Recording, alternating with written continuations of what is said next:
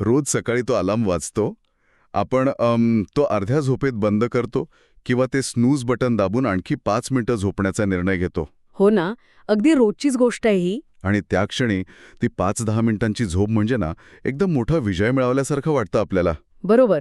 पण खरं सांगायचं तर तो दिवसाचा पहिला पराभव असतो. अगदी तेच. कारण आपण स्वतःलाच दिलेलं वचन दिवसाच्या सुरुवातीलाच मोडलेलं असतं.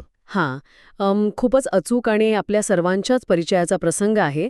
आणि हा फक्त झोपेचा किंवा आळसाचा प्रश्न नाहीये बरं का. मग नक्की कशाचा आहे हा प्रश्न? हा मानवी प्रवृत्तीचा एक फार मोठा आणि गुंतागुंतीचा भाग आहे. आपण रोज अनेक गोष्टी ठरवतो, खूप काही साध्य करण्याची स्वप्न पाहतो. हो, डायऱ्या भरून प्लॅनिंग करतो आपण. नक्कीच. पण प्रत्यक्षात कृती करण्याची वेळ येते ना, तेव्हा नेहमीच हे काम उद्या करू किंवा संध्याकाळी पाहू या विचाराला आपण बळी पडतो. खरंय. ही चालढकल करण्याची सवय एक अशी गोष्ट आहे जी माणसाला आतून पोखरत असते. म्हणूनच आजच्या या सखोल चर्चेत आपण एका अत्यंत महत्त्वाच्या विषयावर लक्ष केंद्रित करणार आहोत. आज आपल्याकडे डॅरियस फोरॉक्स यांच्या डू इट टुडे या पुस्तकातील काही अत्यंत अभ्यासपूर्ण आणि डोळे उघडणारे मुद्दे आहेत. हो, आणि हे पुस्तक खरंच विचार करायला लावणारं आहे. आजची आपली मोहीम अगदी स्पष्ट आहे. कामे पुढे ढकलण्याची म्हणजे चालढके करण्याची ही सवय मुळात का लागते आणि सर्वात महत्त्वाचे म्हणजे ही सवय कायमची कशी मोडता येईल याचा आपण मुळापासून शोध घेणार आहोत. अगदी बरोबर. कामे पुढे ढकलण्याची ही समस्या सर्वांच्याच ओळखीची असते, पण या पुस्तकाने या समस्येकडे पाहण्याचा संपूर्ण दृष्टिकोनच बदलून टाकलाय. आणि या दृष्टिकोनातील सर्वात मोठा बदल कोणता असेल ना, तर तो म्हणजे या पुस्तकातला एक धक्कादायक निष्कर्ष. कोणता निष्कर्ष? कामे पुढे ढकलणे ही वेळेच्या व्यवस्थापनाची म्हणजेच अनटाईम मॅनेजमेंटची समस्या अजिबात नाहीये. बापरे, म्हणजे वेळेचा काहीच संबंध नाहीये यात. रेंगाळतात. नवीन डायरी आणली, वेळापत्रक बनवलं की प्रश्न सुटेल असं आपल्याला वाटतं. हो, म्हणजे अगदी नवीन वर्षाच्या संकल्पांसारखं. अगदी तसंच. पण लेखकाच्या मते ही पूर्णपणे मानसिकतेची म्हणजेच माइंडसेटची समस्या आहे. लोक कामं टाळतात ते वेळेअभावी नाही, तर भावनांवर नियंत्रण मिळवण्याचा आणि स्पष्टतेचा अभाव असतो म्हणून. ठीक आहे, आपण हे उलगडून पाहूया. जर ही वेळेची किंवा कॅलेंडरची समस्या नाहीये, तर मग मुळात आपण कामं पुढे का ढकलतो? खूप छान प्रश्न आहे. कारण वरवर पाहता प्रत्येक माणसाला यशस्वी व्हायचं असतं, आपली कामं वेळेवर पूर्ण व्हावीत असं प्रत्येकालाच वाटत असतं. मग नेमकं असं काय होतं जे माणसाला कृती करण्यापासून रोखतं? इथेच ना मानसशास्त्राचा खरा खेळ सुरू होतो. कामं टाळण्यामागे काही अतिशय खोलवर रुजलेली छुपी कारणं असतात. पहिलं आणि सर्वात सामान्य कारण म्हणजे अपयशाची भीती. म्हणजे लोक काय म्हणतील अशी भीती. हो, जर मी हे काम सुरू केलं आणि ते मला जमलंच नाही, तर माझा वेळ वाया जाईल का? हा विचारच माणसाला पहिलं पाऊल टाकण्यापासून रोखतो. राईट. पण याहूनही एक रंजक आणि सुरुवातीला न पटणारं कारण लेखकाने दिलं आहे, ते म्हणजे यशाची भीती. यशाची भीती? अरेच्या, हे पचायला थोडं जड जातंय. अपयशाची भीती समजू शकतो मी, पण यशाची भीती कोणाला आणि का वाटेल? यश तर सर्वांनाच हवं असतं ना? वरवर पाहता तसंच वाटतं आपल्याला. पण जर आपण याच्या मुळाशी गेलो ना, तर लक्षात येतं की यश कधीच एकटं येत नाही. म्हणजे यशासोबत आणखी काही गोष्टी येतात. नक्कीच. यशासोबत येतात वाढीव जबाबदाऱ्या, लोकांच्या वाढलेल्या अपेक्षा आणि ती यशाची पातळी सतत टिकवून ठेवण्याचा प्रचंड ताण. एक साधं उदाहरण घेऊया आपण. सांगा ना. समजा एखाद्या कार्यालयात एका कर्मचाऱ्याला बढती म्हणजेच प्रमोशन मिळण्याची शक्यता आहे, पण त्या प्रमोशन सोबतच अधिक तास काम करणं, मोठ्या टीमला सांभाळणं आणि कठीण निर्णय घेणं या गोष्टी येणार असतात. म्हणजे जबाबदारी वाढणार असते तिथे. अगदी. अशा वेळी नकळतपणे ती व्यक्ती स्वतःच्याच कामात चालढकल करू लागते. महत्वाचे प्रेझेंटेशन वेळेवर देत नाही. कारण सध्याच्या परिस्थितीचा जो एक कम्फर्ट किंवा सुरक्षितपणा आहे ना, तो गमावण्याची सुप्त भीती त्या व्यक्तीच्या मनात असते. बापरे, हे खरोखरच विचार करायला लावणारं आहे. म्हणजे आपण नकळतपणे स्वतःच्याच प्रगतीमध्ये अडथळे निर्माण करत असतो तर. हो ना. आणि यासोबतच पुस्तकात परिपूर्णतेचा अट्टहास किंवा परफेक्शनिझमचा उल्लेख आहे. तोही असाच एक अडथळा आहे ना? अगदी बरोबर ओळखलत. म्हणजे जोपर्यंत सर्व गोष्टी अगदी अचूक आणि परिपूर्ण नसतील, माझा मूड एकदम छान नसेल, तोपर्यंत मी सुरुवातच करणार नाही, असा विचार केल्यामुळे काम कधीच सुरू होत नाही. अगदी हेच होतं. आणि परिपूर्णतेच्या या कल्पनेमुळे सुरू होतं ते काम पुढे ढकलण्याचं एक भयानक दुष्टचक्र. हे चक्र कसं चालतं ते समजून घेणं गरजेचं आहे. कसं चालतं हे चक्र? सुरुवातीला आपण काहीतरी तारण देऊन काम टाळतो. मग जसजसा वेळ जातो तसतसा आपल्याला त्याबद्दल अपराधीपणा म्हणजेच गिल्ट वाटू लागतो. त्या अपराधीपणामुळे ताणतणाव आणि चिंता वाढते. हो, तो ताण अगदी जाणवतो शरीरात. राईट. आणि गंमत म्हणजे या वाढलेल्या ताणामुळे मानवी मेंदू पुन्हा असा विचार करतो की आता मी खूप तणावात आहे, आता माझ्याकडून हे काम नीट होणार नाही, मी हे नंतरच करतो, आणि काम पुन्हा पुढे ढकललं जातं. हे ऐकताना मला एका गोष्टीची आठवण येते. हे एखाद्या कर्जासारखं आहे. कर्जासारखं? कसं काय? म्हणजे जिथे काम पुढे ढकलल्यामुळे अपराधीपणाचं व्याज सतत वाढत जातं. समजा एखाद्याला फक्त एक 10 मिनिटांचा ईमेल लिहायचा आहे, पण तो आज न लिहिता उद्यावर ढकलला. हां, मग पुढे काय होतं? तर दुसऱ्या दिवशी तो ईमेल लिहिणं हे 2 तासांचं तणावाचं काम बनतं. कारण आता केवळ तो ईमेल लिहायचा नसतो, तर तो उशिरा का पाठवला याचं स्पष्टीकरण आणि माफीही मागायची असते. या व्याजाखाली दबून शेवटी माणसाची मानसिक दिवाळखोरी येते. क्या बात आहे. हे कर्जाचं उदाहरण परिस्थितीची अगदी अचूक जाणीव करून देतं. आणि या मानसिक दिवाळखोरीची किंमत फार मोठी असते बरं का. म्हणजे नेमकं काय नुकसान होतं? या प्रक्रियेत आपला मेंदू सतत एका बॅकग्राऊंड प्रोसेसमध्ये अडकलेला असतो. काम पूर्ण न झाल्याचा विचार सतत मनात घोळत राहिल्यानं आपली मानसिक ऊर्जा विनाकारण खर्च होते, आणि याचा थेट परिणाम आपल्या आत्मविश्वासावर होतो. माणूस स्वतःवरचा विश्वास गमावू लागतो. खरंय. मग जर भीती, ताणतणाव आणि परिपूर्णतेचा अट्टहास ही मुख्य कारणं असतील आणि हे दुष्टचक्र इतकं घातक असेल, तर यातून बाहेर कसं पडायचं? यासाठीच काही गोष्टी समजून घेणं गरजेचं आहे. इथेच मला एक मोठा प्रश्न विचारायचा आहे तुम्हाला. आपण लहानपणापासून सतत ऐकत आलोय की तुमची आवड ओळखा, प्रेरित राहा, फाइंड युअर पॅशन. हो, खूप ऐकतो आपण हे. मग कोणतीही नवीन किंवा अवघड गोष्ट सुरू करण्यासाठी प्रेरणेची म्हणजे मोटिवेशनची गरज असतेच ना? अजिबात इच्छा नसताना किंवा आतून काहीच मूड नसताना माणूस एखादं मोठं काम कसं काय करू शकतो? यातील सर्वात रंजक गोष्ट म्हणजे प्रेरणा हा एक फार मोठा भ्रम आहे. भ्रम आहे म्हणजे मोटिवेशन खोटं आहे. डॅरियस फुरॉक्स या पुस्तकात या कल्पनेवर जोरदार प्रहार करतात. प्रेरणा ही तात्पुरती असते आणि सर्वात महत्त्वाचं म्हणजे ती अत्यंत बेभरोशाची असते. अच्छा. प्रेरणेची तुलना एखाद्या लहरी पाहुण्याशी करता येईल. ती कधी अचानक येते तर कधी महिनोन महिने गायब असते. प्रेरणा मिळणं म्हणजे मेंदूत होणारा डोपामाइनचा एक तात्पुरता स्त्राव असतो. ओके. जर आपण नेहमी प्रेरणेवर अवलंबून राहिलो ना, तर आपण वर्षातील फक्त काही मोजके दिवसच काम करू शकू. थांबा, हे थोडं धक्कादायक आहे. म्हणजे प्रेरणा आणि पॅशन या गोष्टी महत्त्वाच्या नाहीच का? मग काम उरकवण्यासाठी कशाचा आधार घ्यायचा? आधार घ्यायचा तो शिस्तीचा, म्हणजेच डिसिप्लिनचा. शिस्त. हो, प्रेरणेवर विसंबून राहण्यापेक्षा शिस्त अंगी बाणवणं 1000 पटींनी जास्त महत्वाचं आहे. शिस्त ही सातत्यपूर्ण असते. मूड असो वा नसो, पाऊस पडत असो वा ऊन असो, दररोज ठरवलेल्या वेळी कामावर हजर राहणं आणि सराव करणं हे शिस्तीचं लक्षण आहे. म्हणजे आपण जे अचानक मोटिवेट होऊन काम करतो ते चुकीचं आहे? चुकीचं नाही, पण आपण अनेकदा एकाच दिवशी अचानक खूप प्रेरणा मिळाल्यावर 10 तास काम करतो आणि मग पुढचे 4 दिवस काहीच करत नाही. हो, हे माझ्यासोबत खूप वेळा झालंय. म्हणूनच लेखकाच्या मते तीव्रतेपेक्षा सातत्यावर म्हणजेच कन्सिस्टन्सीवर भर दिला पाहिजे. रोज फक्त 2 तास न चुकता काम करणं हे दीर्घकालीन यशासाठी अधिक फायदेशीर ठरतं.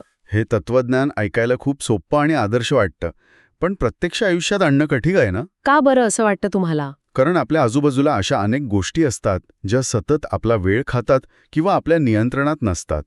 अचानक आलेलं काम असेल, लोकांचं वागणं असेल, या सगळ्याचा सामना कसा करायचा?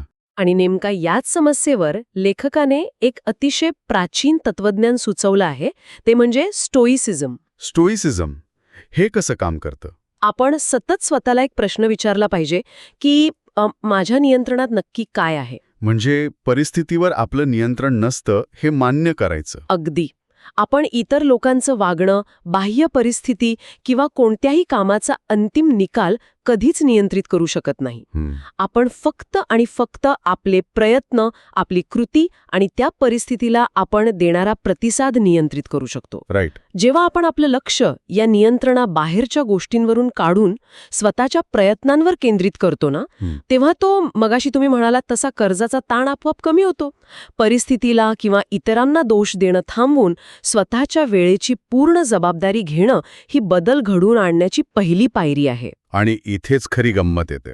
शिस्तीचं महत्त्व मान्य केल्यानंतर आणि स्वतःच्या कृतीची जबाबदारी घेतल्यानंतर हे सगळं प्रत्यक्ष व्यवहारात कसं आणायचं? त्यासाठी काही प्रॅक्टिकल गोष्टी कराव्या लागतात. कारण नुसतं मी उद्यापासून एकदम शिस्तबद्ध होणार असं मनात म्हणून काहीच चमत्कार होत नाही. त्यासाठी काही व्यावहारिक रणनीती किंवा टॅक्टिक्स असणं आवश्यक आहे, ज्यावर हे पुस्तक खूप चांगला प्रकाश टाकतं. नक्कीच. यातली पहिली आणि सर्वात प्रभावी रणनीती म्हणजे पूर्णपणे तयार असण्यापूर्वीच सुरुवात करा. Start before your ready. पण मगाशी आपण परफेक्शनिझमबद्दल बोललो ना. हो, आणि सर्व परिस्थिती अनुकूल असण्याची वाट पाहणं हा एक सापळाच आहे. आपल्याला असं वाटतं की आधी सगळी माहिती मिळू दे, पूर्ण स्पष्टता येऊ दे आणि मगच मी कृती करेन. हो, म्हणजे अगदी परफेक्ट प्लॅन झाल्याशिवाय काम सुरूच करायचं नाही. पण मानसशास्त्र असं सांगतं की कृतीतूनच स्पष्टता येते. एखादं काम सुरू केल्यावरच त्यातले खाचखळगे समजतात आपल्याला. अगदी छोटी आणि अपूर्ण सुरुवात असली ना तरी ती शून्य असण्यापेक्षा खूप मोठी असते. या गोष्टीसाठी मला एक उदाहरण आठवतंय. हे ना, अगदी अख्खं कलिंगड एकाच वेळी खाण्याचा प्रयत्न करण्यासारखं आहे. अरेच्या, कलिंगडाचं उदाहरण कसं काय? म्हणजे एका मोठ्या कलिंगडाकडे बघूनच भीती वाटते की हे कसं संपणार, हे अशक्यच वाटतं. पण कोणीही अख्खं कलिंगड तोंडात कोंबत नाही ना. हो ना, कोणीच नाही खात तसं. आपण त्याच्या छोट्या छोट्या फोडी करतो आणि मग तेच काम अत्यंत सोपं आणि आनंददायी होतं. मोठी कामं नेहमीच त्या कलिंगडासारखी भीतीदायक वाटतात सुरुवातीला. अगदी समर्पक उदाहरण दिलंत. म्हणूनच मोठी कामं छोट्या आटोपशीर भागांत विभागणं हा एक अत्यंत प्रभावी उपाय आहे.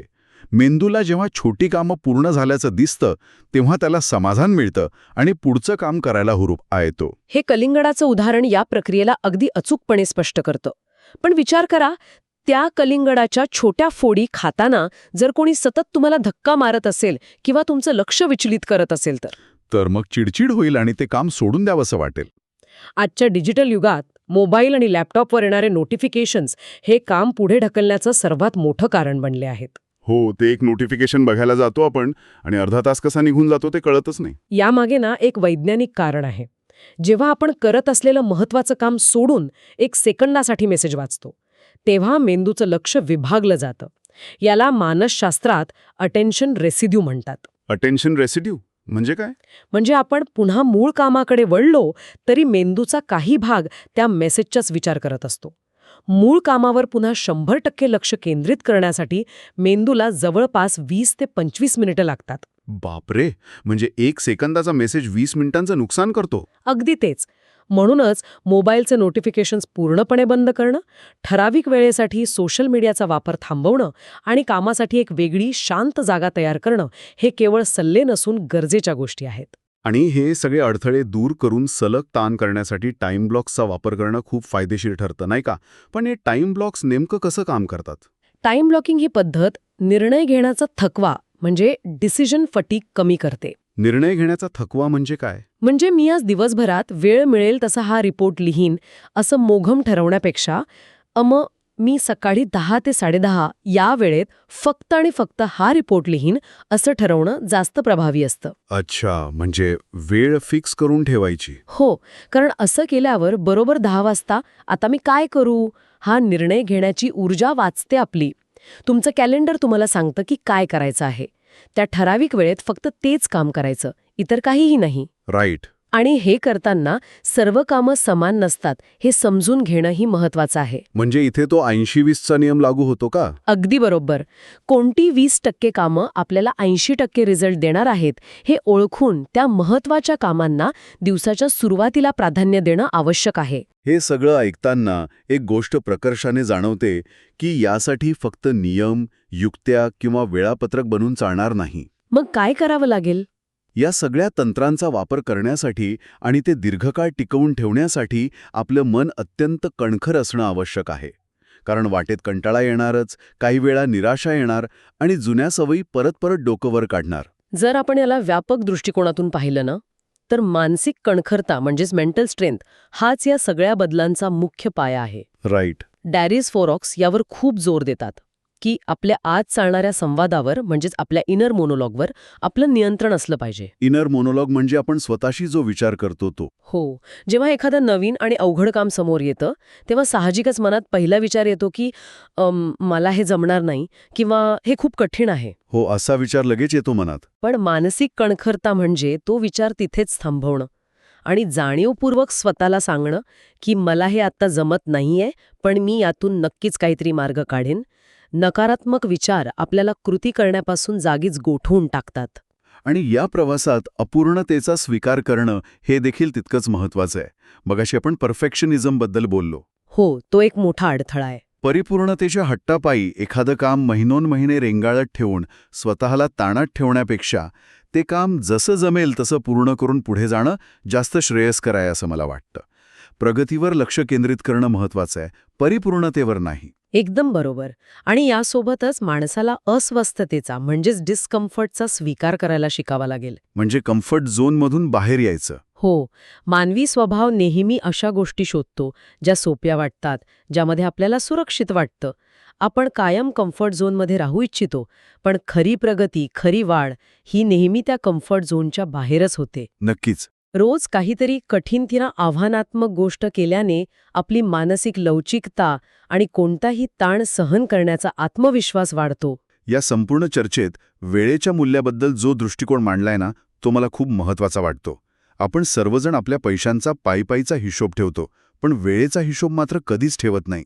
आणि हीच माणसांची सर्वात मोठी चूक असते.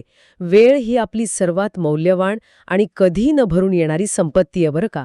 खरंय, गेलेली वेळ परत येत नाही.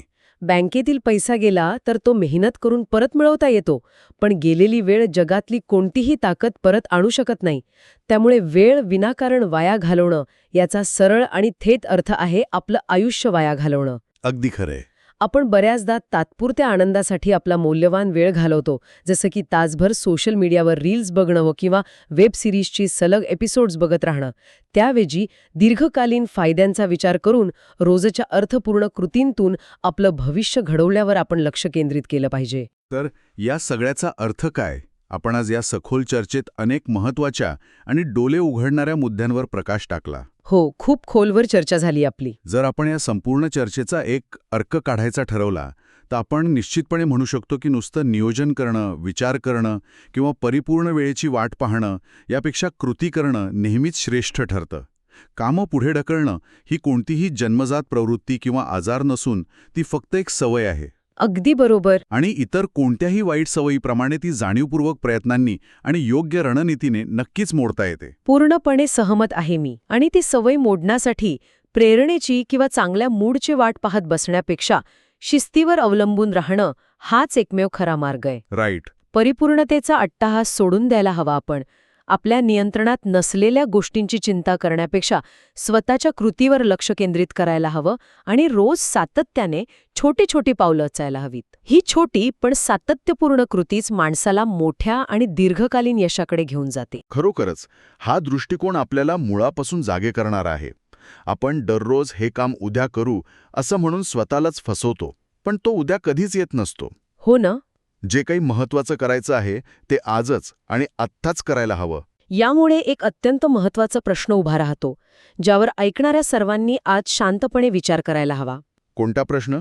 आपण आपल्या आयुष्यात जी कामं आजवर पुढे ढकलत आलो आहोत, तीच कामं कदाचित आपल्या आयुष्याला एक सर्वात मोठी कलाटणी देणारी असू शकतात का? बापरे, हा खूपच मोठा विचार आहे. आपण अनेकदा स्वतःला सांगतो की आपल्याला अपयशाची भीती वाटते, पण खरोखरच आपल्याला अपयशाची भीती वाटतेय की ते काम पूर्ण झाल्यानंतर मिळणाऱ्या यशाची आणि त्या यशासोबत येणाऱ्या नव्या जबाबदाऱ्यांची आपण नकळत धास्ती घेतलीय? हा विचार खरंच अस्वस्थ करणारा आहे. म्हणूनच उद्या सकाळी जेव्हा तो अलार्म वाजू लागेल आणि आपला हात त्या स्नूज बटनाकडे जाईल ना, तेव्हा त्या एका क्षणासाठी आपण स्वतःला विचारलं पाहिजे, जर आज आत्ताच ही झोप सोडून मी कृती केली तर उद्याचं भविष्य किती सुंदर असेल. नक्कीच. आणि जर हे स्नूज बटन दाबून मी परत झोपलो तर मी खरोखरच फक्त 5 मिनिटांची झोप मिळवतोय की माझ्याच यशाला आणि माझ्याच स्वप्नांना आणखी एक दिवस पुढे ढकलतोय? आपण सर्वांनी याचा विचार नक्की करा.